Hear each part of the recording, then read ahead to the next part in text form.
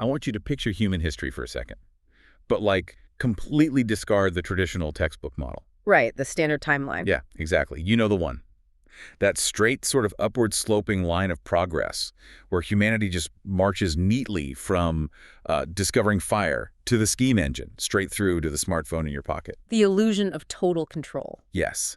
Instead of that, I want you to envision a clock, like a giant, unimaginably complex and frankly ruthless cosmic grandfather clock. That is a very heavy image. It is, right. We're talking about a machine composed of literal physical planets, lunar bodies, and invisible gravitational equilibrium points, all just grinding together with this absolute mathematical precision. And no regard for human intent. Exactly. Because the core argument we are examining in today's deep dive is that you, me, the nations we build, and the belief systems we hold, they're all essentially just dust caught in the teeth of these cosmic gears. It's a phenomenal visual, mostly because it demands we completely strip away our anthropocentric view of history. We aren't the main characters anymore. No, not at all. The source material we are decoding today forces a radically different perspective. We're looking at this really ancient synthesis of Puranic cosmology and, well, hard astronomical events. Which is a wild combination. It really is. This text fundamentally redefines what we think of as yugas, or, cosmic ages. It takes these ancient frameworks from Vedic literature concepts that most modern people just dismiss as pure mythology, and it grounds them violently in orbital mechanics, paleoclimatology, and the actual rise and fall of human societies. Okay, before we dig into the actual gears of this machine, we have to address the elephant in the room regarding the specific word yuga. Right. There's a lot of baggage there. Tons of baggage. Yeah. Because most of our listeners who follow like alternative history or Eastern philosophy, they're familiar with the term, but they probably associate it with a very New Age framework. Like the Age of Aquarius. Exactly. Spiritual awakenings or just this loose epic of time based on planets lining up to usher in, good vibes and higher consciousness. Well, the sources we are analyzing today explicitly reject that astrological consciousness-only definition. So no good vibes. I mean, definitely not just vibes. When this text discusses yugas, it is not talking about arbitrary calendar dates or some psychological shift that only happens in the human mind. The text describes yugas as literal interlocking gear systems. Literal gears? Yes. It uses the term yajnas, which usually translates to cosmic sacrifices, but it frames them totally mechanically. This is a physical system operating right inside our solar system. So it's physics. The argument is that the physical proximity of celestial bodies creates an environment that basically drags humanity through different phases of socio-political and spiritual existence, and it's entirely independent of human agency. It's a deterministic cosmic machine. So our roadmap for this analysis is pretty extensive. We're going to track this mechanism from the literal dawn of post-flood civilization. Right back to the beginning. Yeah. We'll examine how these turning gears might have been the actual structural catalysts for ancient societies, like the Maya, the Egyptians, the Indus Valley. It reshapes how you look at those ruins. Completely. Yeah. And from there, we're going to look at the mechanics of how celestial movements literally dictated global shifts between polytheism and monotheism. Looking at the physical evidence, too. Exactly. The mega droughts, the volcanic winters. And then we're going to bring this clock right up to the present moment, analyzing the geopolitical shifts of the last 2 centuries and the incredibly mysterious role of the L2 Lagrange point in space. The integration of the L2 Lagrange point is, I think, perhaps the most jarring and compelling aspect of this entire text. It blew my mind when I read that part. Because this is the exact gravitational parking spot where modern astrophysics placed the James Webb Space Telescope. Right. Yet, our source text links this precise spatial anomaly to the ancient Puranic concept of Rahu, identifying it as the literal driver of our impending machine age. Which is terrifying and fascinating. But to understand how that works, we have to start with the actual architecture of the clock itself. Yes, the 3 systems. Right. The text outlines 3 distinct simultaneous gear systems, 3 interconnected wheels spinning at different speeds. Can you break those down for us? Sure. So the foundational gear is the Prakriti Yuga Cycle, which loosely translates to the cycle of nature. Okay, nature. This is the wheel that directly governs human civilization. It dictates our era-to-era existence. And the defining architectural feature of this specific gear is that Earth serves as its absolute center. So Earth is the axle. Exactly. Earth is the axle of this gear. Okay, so Earth remains stationary relative to the movement of this specific gear. What are the other two? The second system is the Purusha Tattva, which is the cycle of man or the cosmic being. Now, this operates on a timescale that completely dwarfs human comprehension. Like how big are we talking? A cycle spanning millions of years. It's tracking the evolution of consciousness itself across vast eons. Wow. And the third is the Divya Yuga Chakra, the divine or Daiva cycle, which the text assigns a very precise 12,000-year rotation. Okay, so we have nature, the cosmic being, and the divine. Right. But the sources focus the overwhelming majority of their analytical weight on that first system, the Prakriti Yuga Chakra. Because Earth is the center point, it's the gear that directly sculpts the historical and material reality of human beings. Okay, if Earth is the center, the axle of this Prakriti Yuga Chakra, what is actually turning? The other celestial bodies. Right, because if we're looking at a gear system, there has to be a physical mechanism of engagement. The text mentions these bodies taking turns, moving closer to and further from Earth. That physical proximity is the mechanism. The shifting of the ages, the transition from one yuga to the next, is triggered by the approach and retreat of specific celestial bodies. Who are the main players here? The text identifies three primary drivers: the Sun, the Moon, and Rahu, which, as we noted, it equates to the L2 Lagrange point. Okay.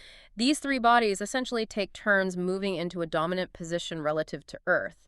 However, the text insists this movement is not merely, dead rock floating in a vacuum. There's an energy to it. Yes. The physical movement is the vehicle for a profound underlying force, a divine or organizing influence that the text calls Daiva. Daiva. Let's really isolate that concept of Daiva. If we were talking about a deterministic system, Daiva kind of sounds like the engine torque. That's a good way to put it. It's this invisible cosmic current pushing these massive celestial bodies, but also broadcasting a specific frequency through them. Right, it's an active organizing principle. But mechanically, if Earth is the center, and these massive bodies, the Sun, the Moon, are moving in and out of dominant proximity, the transitions cannot be smooth. Oh, they aren't smooth at all. We're talking about shifts in immense gravitational and energetic fields. Right. The text describes these transitions using the term sandikal, which translates to the junction or like the twilight period between two yugas. The twilight. And your assumption about the violence of these shifts is entirely supported by the sources. These are not peaceful transitions where one calendar year just gently flips to the next. It's not New Year's Eve. No. The sandikals are defined by massive, catastrophic physical disruptions on Earth. The sources explicitly mention mass mortality events during these junctions. It acts as a clearing of the board, essentially a hard reset for the new age. A structural reset, yes. And the text actually delves into the metaphysical mechanics of this reset. How so? Well, when this mass mortality occurs during a sandikal, the departing consciousness, the souls, they aren't just randomly dispersed into the ether. There's a system for them too. Exactly. Based on a combination of individual karma and the specific timing of the cosmic clock's rotation, the text states these souls are routed. Routed. Like data. Yeah, they are funneled through one of three distinct doors or pathways, and this routing determines their subsequent phase of existence or their specific role within the new age that is dawning. That is a fascinating blend of the physical and the metaphysical. It really is. You have the raw gravity of the sun and moon triggering terrestrial cataclysms, functioning simultaneously as this, karmic sorting algorithm. It's extremely efficient. It implies that mass extinction events are not random asteroid strikes or just unlucky volcanic eruptions, but scheduled administrative tasks of the Prakriti Yuga Chakra. Scheduled maintenance. Right. Now, if we want to trace this cycle, we have to establish the baseline. What does the Earth look like at the very start of the cycle before the external celestial bodies begin to exert their dominating pressures? That baseline is Satyuga, the first age. Okay, Satyuga. In popular mythology, it's often conceptualized simply as a golden age of righteousness. People are good, things are peaceful. Right, the usual golden age trope. But the mechanical definition provided by the text is way more specific than that. In Satyuga, Earth is central, and its defining characteristic is a rapid global expansion of human civilization across all continents. It's spreading everywhere. Yes, and the critical distinction here is the driver of that expansion. It is not compelled by external pressures like famine, glaciation, or resource scarcity. So they aren't running away from something. Exactly. The text states that the organizing force, the Daiva we talked about, causes this expansion from within the human population itself. That is a crucial distinction, because in standard anthropological models, human migration is almost always framed as a stress response. Right. A lack of resources. Yeah, a tribe hunts an area to depletion, or, a neighboring tribe becomes hostile, so they're physically forced to move. Survival dictates movement. But the text is proposing an internal, perhaps biological or psychological compulsion to explore and expand. It is an outward bloom driven by an overabundance of energy, rather than a retreat driven by lack. Precisely. The Daiva operates from the inside out during Satyuga, and the text anchors this concept to a very specific, recognizable historical marker. Which is?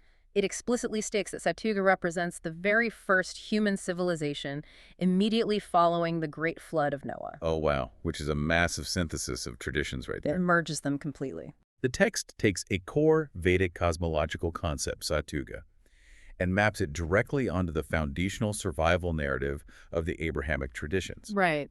Humanity survives a global water cataclysm, the environment finally stabilizes, and we enter Satyuga. Driven by this internal Daiva, the population diffuses globally. They populate the earth. But the foundational premise of a gear system is that it must turn. The baseline cannot be maintained indefinitely. The clock has to tick. Right. The internal expansion eventually hits the physical limits of the globe, or the cosmic clock simply ticks forward. This brings us to the first major disruption, the transition from Satyuga to Treta Yuga. And this first Sandy call is where the text's cosmological timeline intersects directly with the actual archaeological record. This is where it gets really concrete. According to the sources, this highly pressurized transition period is the exact window that forged the great foundational civilizations of antiquity.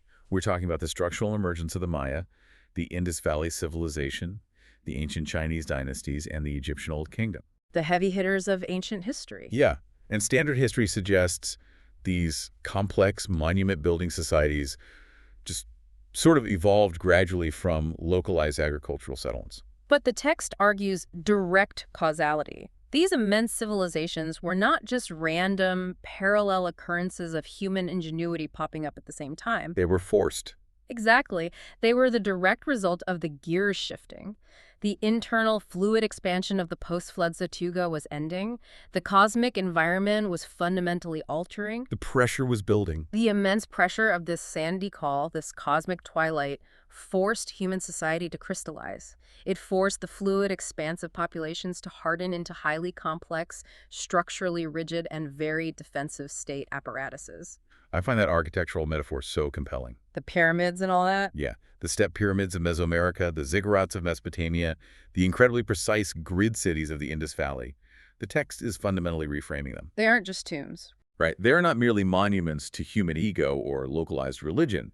They are the architectural manifestations of a species responding to a shifting cosmic gear. Survival structures. They are survival structures built during a period of intense atmospheric and energetic transition. So what is the physical catalyst? What celestial mechanic actually engages to end the Satyuga expansion and force the dawn of the Treta Yuga? The mechanism is the sun. The text is totally explicit here. Treta Yuga is initiated when the sun moves to its absolute closest point of influence relative to Earth within the Prakriti Yuga chakra. So the solar presence dominates everything. And what is the terrestrial consequence of the sun moving into that closest proximity? Profound environmental trauma. The end of Satyuga and the dawn of Treta is marked by a devastating, prolonged global drought. The heat. Yes.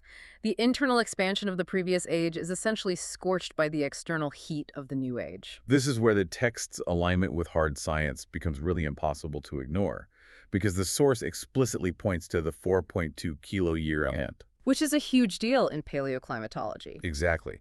For anyone unfamiliar with that term, the 4.2 kiloyear BP aridification event is one of the most severe climatic disruptions of the entire Holocene epoch. We're talking 4,200 years ago. Right. Around 4,200 years ago, this massive, severe mega drought struck the entire planet basically simultaneously. It is thoroughly documented. You see it in ice cores, stalagmites, and sedimentary records all over the world. And the historical fallout of that specific event perfectly matches the text's narrative of civilizational stress. It really does. The 4.2K event is the widely accepted cause for the total collapse of the Old Kingdom in Egypt, at the end of the original pyramid builders. It wiped them out. It caused the devastating collapse of the Akkadian Empire in Mesopotamia, and it severely disrupted the monsoons necessary for the Indus Valley civilization, which led directly to their abandonment of major urban centers. So everyone was hit. Everyone. And this ancient text is taking a geologically verified global catastrophe and identifying it not as a random fluctuation in weather, but as the precise physical manifestation of the Yuga gear shifting to solar dominance. It creates this completely seamless timeline between mythological timekeeping and modern climatological data. It's uncanny. The sun achieves maximum proximity, the earth experiences severe desiccation, and the era shifts into Treta Yuga. But, the text does not stop at the physical climate. It goes into the sociology, right? It details how the organizing principle of reality, that Daiva we mentioned, mutates to match this new harsh environment. In Treta Yuga, the Daiva no longer pushes from within humans. The text states it begins to enter via the Shiva Linga path. Okay, that definitely requires some unpacking, because Shiva Linga is a highly charged, deeply symbolic term in Hinduism. Very much so. It usually represents the generative power of the divine. But in the context of a mechanical celestial gear system, what does that actually mean? Within the framework of this specific text, we must interpret the Shiva Linga path not merely as a religious icon, but as a specific energetic conduit, Like a frequency channel. or a localized gravity well. It suggests a focused, downward, vertical transmission of energy from the celestial body, in this case, the sun, directly into the terrestrial sphere. Okay, a vertical beam of influence. And crucially, the text asserts that through this specific conduit, the Daiva manifests in a very particular frequency or form. It describes it as a two-faced Garuda Vishnu. Two-faced Garuda Vishnu. I mean, if I'm reading this as a modern analyst, two-faced Garuda Vishnu sounds like pure esoteric poetry. It sounds highly symbolic. But the text uses these manifestations as literal sociological blueprints, right? Yeah. He claims these forms dictate the socio-political structure of the whole era. Exactly. So what is the practical historical output of a two-faced or multifaceted divine manifestation? The text is remarkably clear on the sociological output. This specific, multifaceted manifestation caused a profound ideological and structural shift across human populations. The rise of Bahudevavad. Bahudevavad, polytheism. Yes. Polytheism, the widespread worship of multiple distinct deities. Okay. The text proposes that the expansive pantheons of ancient Egypt, the complex hierarchies of the Greek and Roman gods, the myriad deities of Vedic India and Mesoamerica, these were not just, primitive, unscientific attempts by early humans to explain thunder and rain. We weren't just making up stories. Right. They were the direct, necessary sociological result of the multifaceted Daiva frequency operating under the intense proximity of the sun during Treta Yuga. Let's really analyze the logic of that, because the environmental correlation is striking. It makes a lot of sense when you look at the conditions. Picture it. You are living in a post-4.2K event world. There's a global mega drought. Resources are hyper scarce. Water is everything. And the sun is an oppressive, life-threatening force. The river might dry up, the rains might fail, the crops might just wither and die. The environment is presenting itself as this fractured, multi-directional matrix of threats. Danger from all sides. Exactly. In that environment, survival requires immense specialization and the constant negotiation of conflicting natural forces. The societal architecture has to mirror the complexity of the threat. Precisely. You cannot rely on a single benevolent source of provision because nature is not acting benevolently. You need a specialist. You need to placate the specific force of the river. You need a separate, distinct negotiation with the force of the harvest. You need a distinct relationship with the oppressive force of the sun itself. Everything gets compartmentalized. The cultural operating system becomes pluralistic because the environment which is dictated by the sun's proximity is pluralistic and hostile. Polytheism isn't a failure of philosophy. It is a highly evolved survival mechanism installed by the physics of the Treta Yuga. That analysis aligns perfectly with the text's assertion. The state structures of the Treta period completely mirror this multifaceted reality. How so? Well, you witness the rise of sprawling kingdoms characterized by complex, layered hierarchies, deeply segmented priesthoods, and localized divine authority. The argument is that the physical proximity of the sun fundamentally dictated the spiritual, political, and even the cognitive architecture of humanity during that entire epoch. It is a radical proposition. It suggests that the gods of antiquity were not invented by human imagination, but were literally the only conceptual frameworks the human mind was capable of perceiving while under the specific gravitational and energetic influence of the sun. It strips away our free will and religious development. It really does. But the clock does not stop. The solar dominance of Treta Yuga eventually exhausts itself, which leads us into the next massive transition, the Sandikal between Treta Yuga and Dwapara Yuga. And just as the previous transition crystallized those foundational empires of antiquity, this transition birthed a revolution of thought that fundamentally rewired the human species. This is a big one. The text highlights specific historical markers for this transition, pointing to the era that saw the birth of figures like Mahavira, Siddhartha Gautama the Buddha, and Jesus Christ. By identifying those specific figures, the text clearly defines the characteristic of this specific Sandikal. It is the period of immense ideological collision. A clash of worlds. Yes. The old, deeply entrenched, multifaceted structures of Treta Yuga are breaking down, and a new paradigm is struggling to emerge.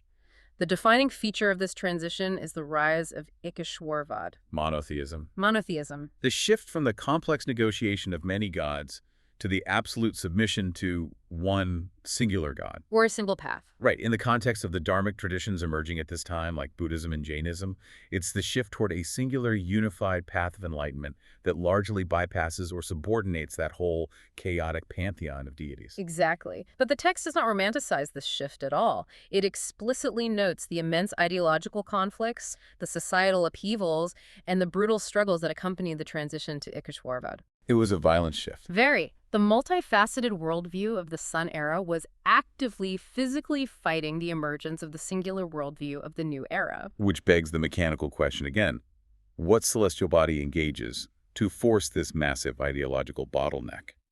If the sun drove the polytheism of Treta, what drives Dwapara Yuga? The moon. The text states that Dwapara Yuga officially commences when the moon moves into its absolute closest position of influence relative to Earth within the Prakriti Yuga chakra. Okay, so the sun retreats and the moon approaches. And just like the previous shift, the environmental consequences are catastrophic. Of course they are. The text details the chaotic end of Treta. While the sun's era began with that scorching mega drought, its end and the onset of the lunar era is marked by violent volcanic eruptions, atmospheric darkening, and huge water cataclysms. And once again, the sources anchor this to a highly specific, verified historical window. The years 536 to 636 AD. This is another point where the cosmology and the scientific consensus are practically indistinguishable. Because the year 536 AD is frequently cited by medieval historians and climatologists as literally the worst year to be alive in recorded human history. The data on 536 AD is absolutely staggering. It's horrific. A massive volcanic eruption scientists actually debate whether it was in Iceland or Ilopango in the Americas, but it injected so much sulfate aerosol into the stratosphere that it created a literal physical veil over the entire northern hemisphere. It blocked out the sun. The sun was blotted out for 18 months. There's this Byzantine historian, Procopius, who wrote that the sun gave forth its light without brightness, like the moon, during this whole year. That's a haunting description. Temperatures plummeted globally. It initiated what we call the late antique Little Ice Age. Crops failed across Eurasia, mass famine ensued, and that was immediately followed by the plague of Justinian. Which wiped out millions. Roughly half the population of the Eastern Roman Empire died. It was a century of literal darkness, cold, and death. And the text identifies this specific century of global misery as the physical manifestation of the gear shifting from the sun to the moon. The environment completely inverts. The intense heat of Treta is replaced by the cold, dark, lunar pull of Dwapara. And the Daiva shifts again. Right. In this new environment, the Daiva mutates again. The text states that the organizing force still enters via that vertical Shiva Linga path, but it no longer manifests as the two-faced Garuda. What does it become? It transforms into a one-faced Garuda Vishnu. A single face, a singular point of focus. It is a direct one-to-one correlation with the sociological shifts on the ground. The single face represents the absolute dominance, consolidation, and rapid global spread of monotheism. The singular truth. Exactly. One absolute God, one revealed test, one correct path. This stands in stark, deliberate contrast to the polytheistic distributed state structures of the previous era. If we apply the exact same environmental logic we used for Trita, this actually makes perfect sense. How so? Think about it. In the intense heat and fractured environment of a mega-drought, humanity spread out and compartmentalized its survival strategies. That's polytheism. Right, managing the chaos. But in a sudden volcanic winter, in a century of cold, darkness, and plague, fragmentation is a death sentence. You can't survive alone in the dark. Exactly. Extreme cold forces consolidation. It physically forces the tribe to huddle around a single fire. It necessitates a rigid, singular, absolute authority to manage rapidly dwindling resources and just maintain order in the dark. That's a really powerful point. The environment created by the lunar shift demanded the psychological and structural rigidity of monotheism to survive. That is a compelling synthesis of the text's mechanical premise. It essentially argues that the dominant ideological framework of an era is downloaded into human consciousness based entirely on which celestial body is at the helm of the gear. It fundamentally challenges the entire narrative of human intellectual agency. We love to flatter ourselves by believing that the great theological debates of late antiquity were won by better arguments or superior philosophy. But maybe they weren't. The text argues that the debate was rigged by the moon. The lunar gravity pulled human consciousness into a singular monolithic shape, just as predictably as it pulls the tides of the ocean. Which brings us to the inevitable and perhaps most unsettling application of this entire framework. I know where you're going with this. If this clock maps the past with such incredible precision, where does the text place us right now? According to the sources, we are currently standing in the fire. We are directly inside the Sandy Call, the turbulent, grinding transition period between the lunar-dominated Dwapara Yuga and the impending Kaliyuga. We are the generation of the in-between. We are witnessing the breakdown of the structures built during the lunar era. And the text does not vaguely point to some mystic awakening in the future. It provides highly specific geopolitical anchors for the onset of this current transition. Right, it gives us dates. It states that the junction between Dwapara and Kali began with the founding of the United States of America, the French Revolution, and the subsequent explosion of modern political ideologies. And if you analyze those specific events through the lens of the Yuga mechanics, their significance is totally obvious. There were structural rejections. Exactly. The French Revolution and the American founding were the first massive structural rejections of the Dwapara systems. They were the deliberate dismantling of the absolute divine right of kings, the fracturing of singular monolithic religious authority, and the actual birth of the secular state. The one-faced Garuda of the lunar era was beginning to lose its grip on human consciousness. Right, it was shattering into the myriad political ideologies of the modern era. The Enlightenment was essentially the sound of the cosmic clutch being engaged. We started forcefully shifting out of Dwapara. But the text delivers a severe warning about our immediate future. A very severe warning. This current transition period, which has been unfolding over the last couple of centuries, is reaching its conclusion.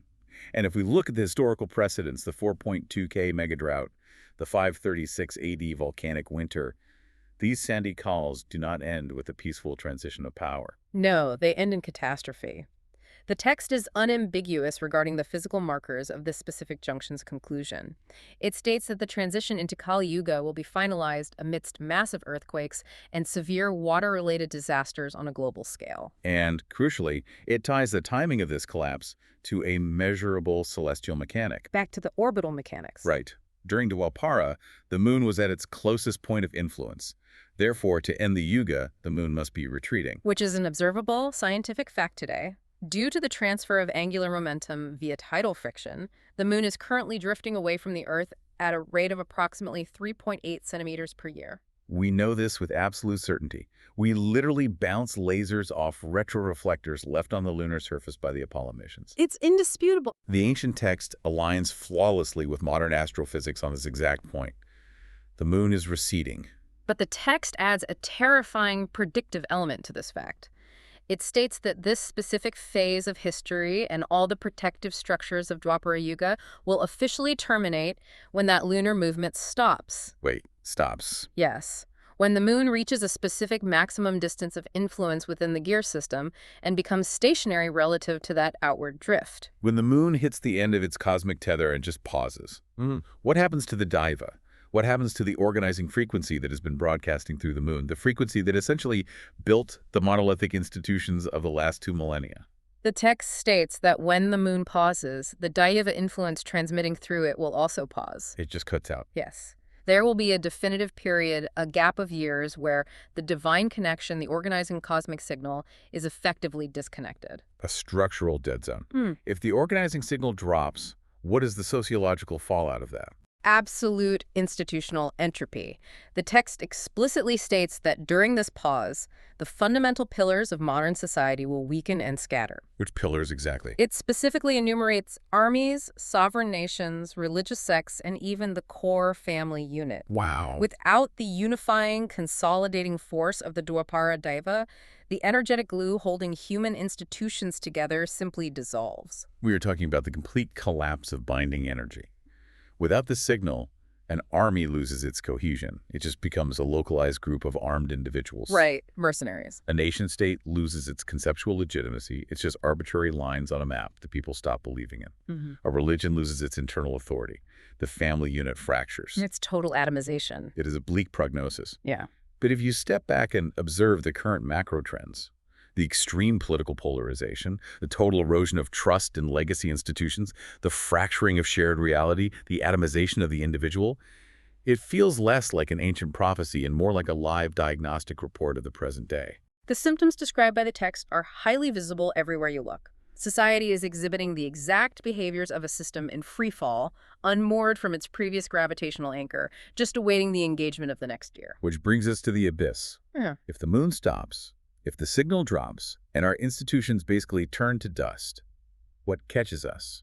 What celestial body takes control of the Prakriti Yuga Chakra in the vacuum of Kaliyuga? When the moon reaches its maximum distance and its influence wanes, a new point of focus dominates the gear. And in Kaliyuga, that controlling force is identified as Rahu. Okay, let's pause and examine Rahu. Because in traditional Vedic astrology, Rahu is not a physical planet. Right, it's considered a node. It is a Chaya Graha, a shadow planet. Yeah. Mythologically, it is the severed head of an asura, a demon who swallows the sun or moon to cause eclipses. It is universally associated with chaos, illusion, obsession, materialism, and technological disruption. A very dark figure. But this text strips away the mythology and attempts this mind-bending integration with modern physics. This is the focal point of the entire document. The text explicitly identifies Rahu not as a mythological demon, but as the L2 Lagrange point. We really have to emphasize how wild this assertion is. A Lagrange point is a highly specific solution to the three-body problem in orbital mechanics. It's pure math. Right. It is a position in space where the gravitational pull of two large masses, the Sun and the Earth, precisely equals the centripetal force required for a small object to move with them. It's a pocket of stability. It is a gravitational equilibrium point, literally an invisible parking spot in the void. L2 is located approximately 1.5 million kilometers directly behind the Earth as viewed from the Sun. And as we mentioned, NASA parked the James Webb Space Telescope there because of its immense stability. Yes. The text argues that this mathematical anomaly, this invisible well of gravity, is the physical reality of the shadow planet Rahu. It is a profound fusion of vocabularies. The ancient Puranic terminology is pointing perfectly at modern orbital mechanics, and the implications for the new era are staggering. Well, if the organizing force, the Daiva, begins operating through this invisible mathematical equilibrium point, the entire nature of human civilization must alter to match it. How does a divine organizing force connect to humanity if it is broadcasting from a literal mathematical point in deep space? The connection methods of the past become obsolete. It no longer connects through the internal biological expansion of Satyuga.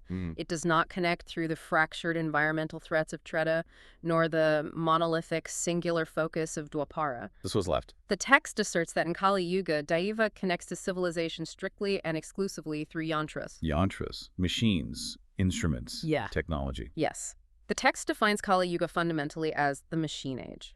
The divine force, the organizing principle of reality, is entirely mediated through technology. It is chilling how accurately that describes our trajectory.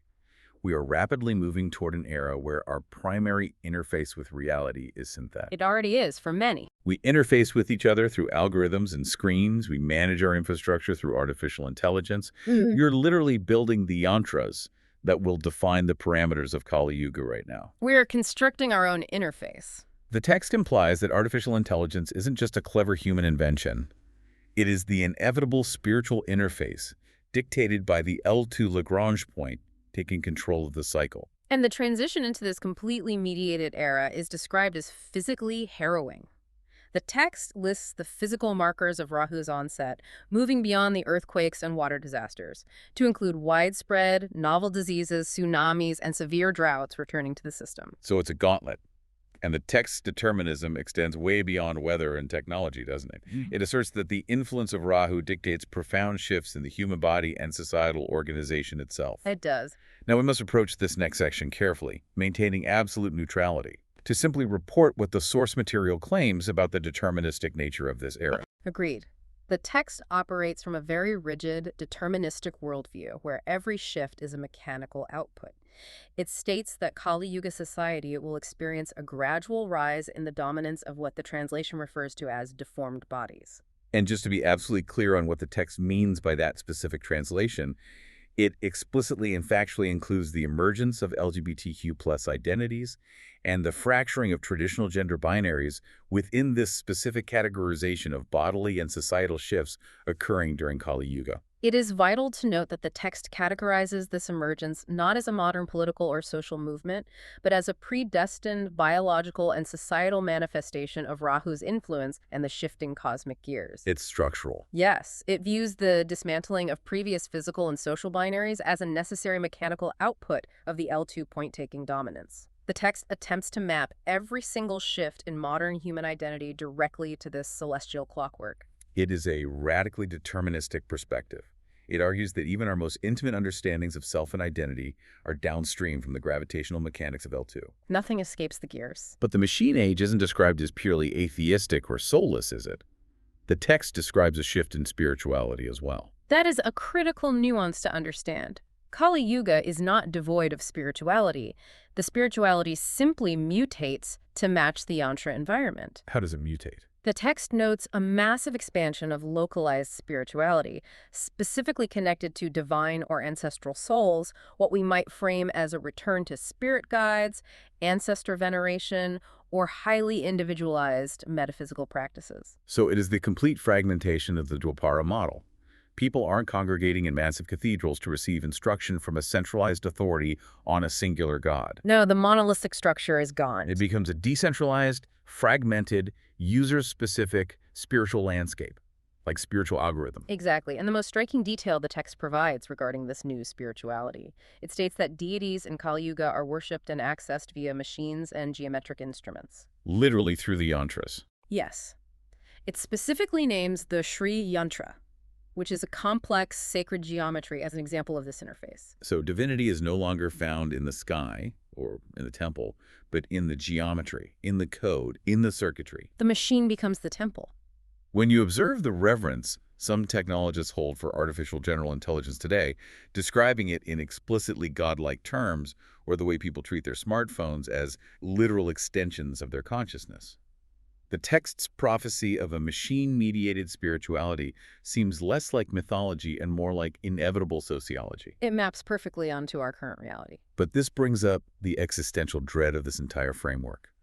The moon stops, institutions collapse, we suffer earthquakes, disease, and societal fragmentation, only to enter an age ruled by an invisible point in space where our only connection to reality is through machines.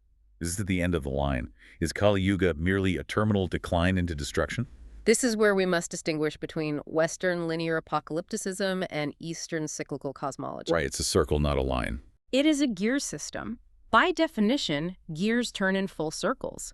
The text clarifies that Kali Yuga is a phase, not a final destination. In fact, within the broader architecture, it is the shortest of the ages. Oh, really?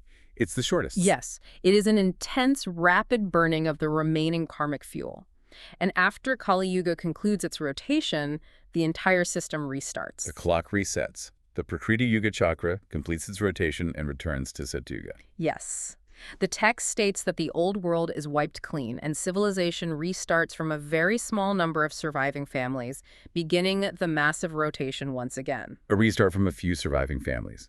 This loops us perfectly back to the beginning of our discussion and a fascinating historical link provided by the text. We discussed how the current Satyuga began with the descendants of Noah after the global flood. Right, the baseline expansion. But the text adds a profound twist to that survival narrative, doesn't it? It does. It addresses a critical flaw in a simple Noah survival narrative. Which is what? Well, how is ancient, highly advanced technical and spiritual knowledge preserved across a total planetary reset? Right. If you wipe everyone out, you lose the name. Exactly.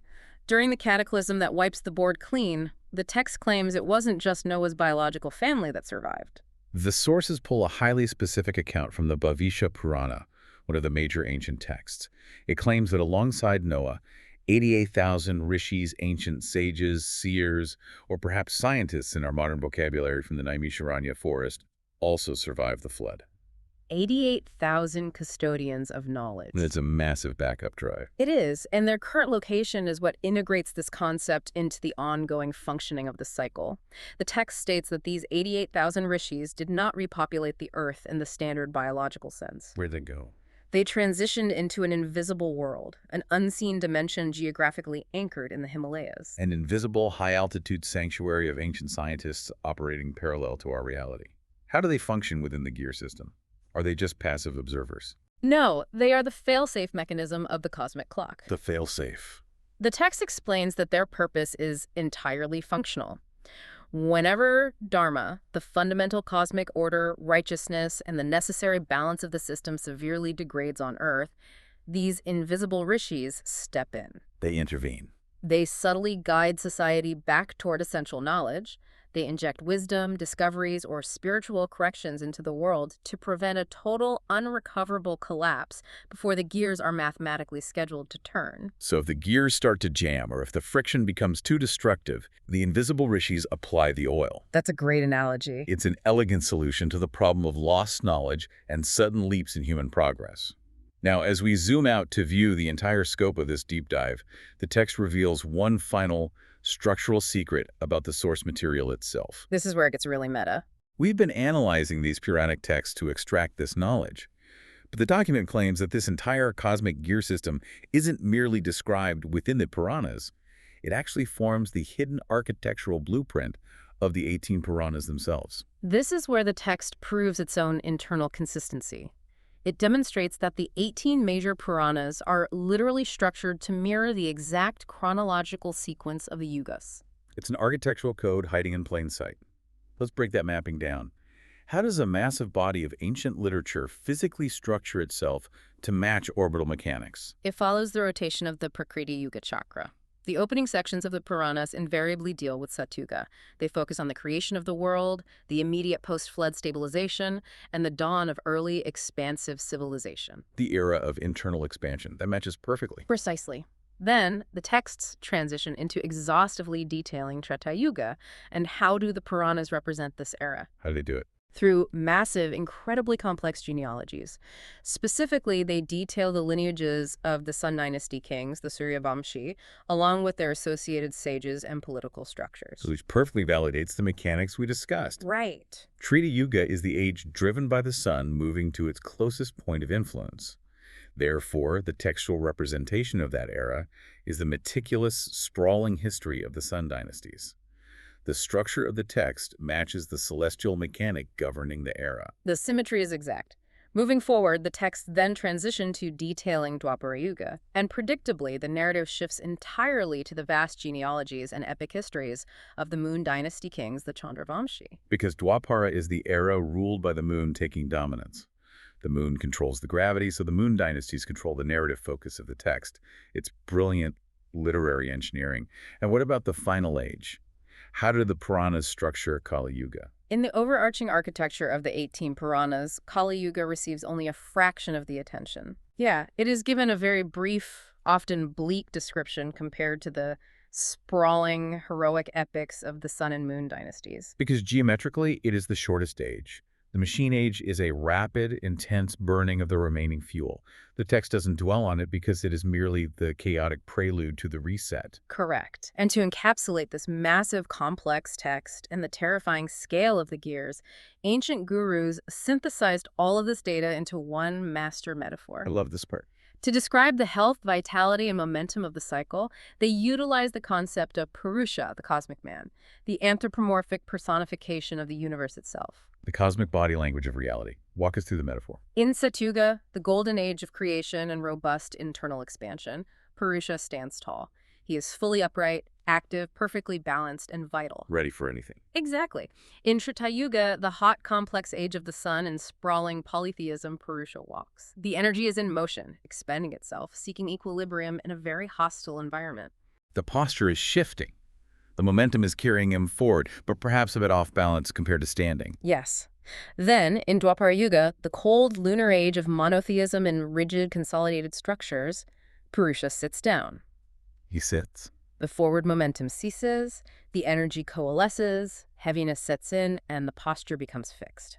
And finally, in Kaliyuga, the fragmented age of machines and the invisible L2 point Purusha sleeps. The cosmic consciousness goes dormant. Purusha sleeps. The machines take over the waking world, running on automated instructions while the divine organizing force dreams. It is an incredibly haunting, resonant metaphor. It really is. Purusha stands, walks, sits, and sleeps. Then he wakes up, and the cycle begins anew. We have covered an immense amount of ground today. We have basically dismantled the standard historical narrative and replaced it with a very challenging framework. Challenging is an understatement. Yeah. We started this deep dive asking you to envision history not as a linear progression of human triumph, but as a precise, unrelenting gear system. A machine. We've seen how the physical dance of celestial bodies, the blistering proximity of the sun causing megadroughts, the pulling gravity of the moon triggering volcanic winters, might have literally forced the rise and fall of human civilization. Dictated it entirely. It suggests that environmental pressure forced humanity to build the pyramids during a cosmic transition. It suggests the sun demanded we worship a pantheon of nature gods to survive its heat in Tirada. It argues the moon consolidated our minds into worshiping a single god to survive the cold of Dwapara. And most pressingly, it provides a terrifyingly coherent explanation for the current unraveling of our modern institutions. The collapse we are living through. As the moon drifts away and the Dwapara signal pauses, the entropy we see in our nations, our armies, and our certainties is framed not as political failure, but as mechanical necessity. As we move fully into the grip of Rahu, into the machine age dictated by the L2 Lagrange point, we have to look at our relationship with technology. Artificial intelligence, smartphones, the internet, we view them as tools we cleverly invented. But maybe we didn't. This text demands we view them as the yantras, the predetermined spiritual and social instruments of the era we are locked into. It fundamentally questions the limits of human agency against the backdrop of cosmic mechanics. Which leaves us with a final thought to mull over. We've established that the Prakriti Yuga Chakra is an Earth-centric gear system. Earth is the axle. The sun, the moon, and the L2 point revolve around our terrestrial experience, dictating our history and our consciousness. Right, it's all centered here. But we are currently entering an age defined by advanced technology and machines. If we use those machines to physically lease Earth, if we establish a permanent, self-sustaining colony on Mars or out in the asteroid belt, what happens? That is the ultimate question. Do we escape the axle? If human consciousness is no longer anchored to the Earth, do we remove ourselves from the Prakriti Yuga Chakra entirely? Or will we find that the cosmic grandfather clock is much larger than we ever imagined, and we've simply moved from a small gear onto a larger one? Keep an eye on the moon.